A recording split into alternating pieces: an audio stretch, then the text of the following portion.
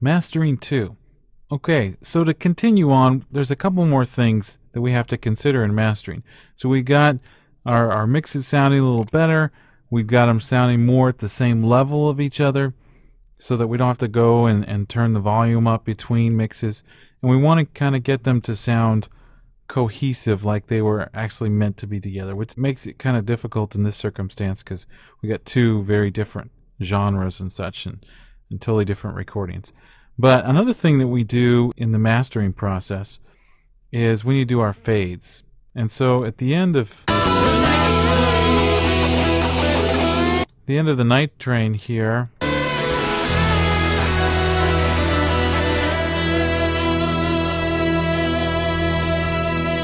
our song just kind of holds on to it.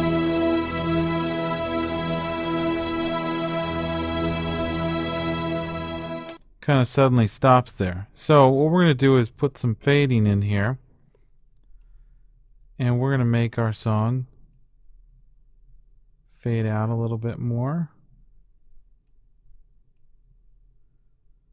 So we'll listen to see what that sounds like.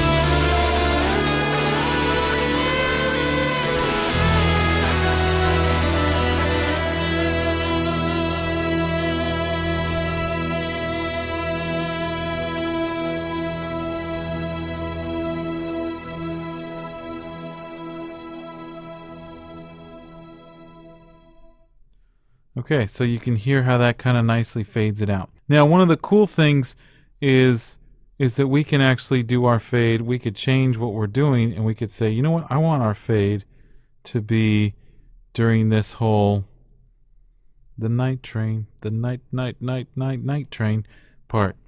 Okay, maybe they just keep doing that like 20 times, and we just want to fade that out, and there's no outro thing. Okay, and so a lot of times people will do that while they're mixing. But there's a real benefit for waiting until mastering.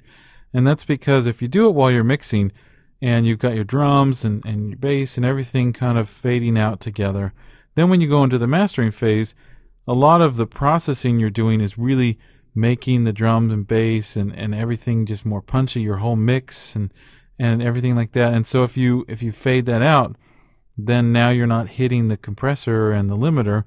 And so what's going to happen, instead of just sounding softer in volume, it's going to sound like it's weaker because it's losing that punchiness that it had.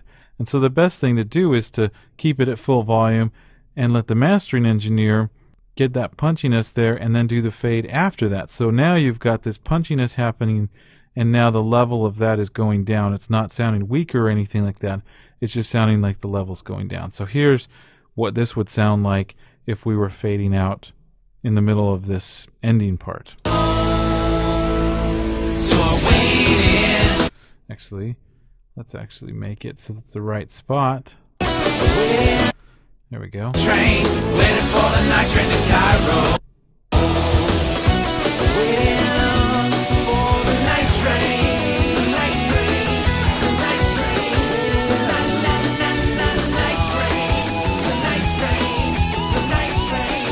You'll notice that even though our volume's going down, this thing's still hitting right at the top there.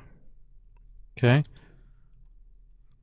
So we could actually show this better if we took an example of one that had been faded and such, but I hope you get the example there. And really what you should do, if you're going to send it to your mix to a mastering engineer, you should do two versions of it. You should put your fade in there, and then you should leave it without the fade. So then you can tell the engineer how you want the fade to be, but then you give that person the opportunity to do it in the correct point in the process, which is after the processing in the mastering process. Okay, then the other thing that we need to worry about, we did our fade out, but we could do a crossfade between the two tracks. So now the big thing here is, as we go from one track to the other, we need to make sure there's nice pacing. And a lot of times what in mastering, what they'll do is have it so that you count the beats, and it actually, the next song starts like where the next downbeat would be, you know, maybe 2 measures after the last one ends. So you kind of have that rhythm going in your head of one song ending, and then the next song is going to start right in time with what you're counting in your head. So we could actually, even make these closer to each other. So as that symbol's still fading out, here in comes our intro. And then in addition to that, we can change our track markers. And that's what this little purple thing is here. So we could actually keep some of this intro stuff at the end of our track 1 and have track 2 just start right here. And so when we hit track 2 on the CD player or whatever, we'd hear this.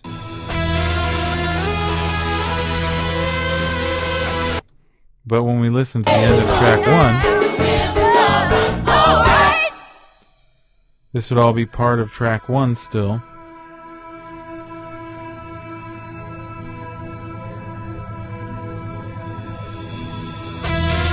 And that would be where track 2 would start. Okay?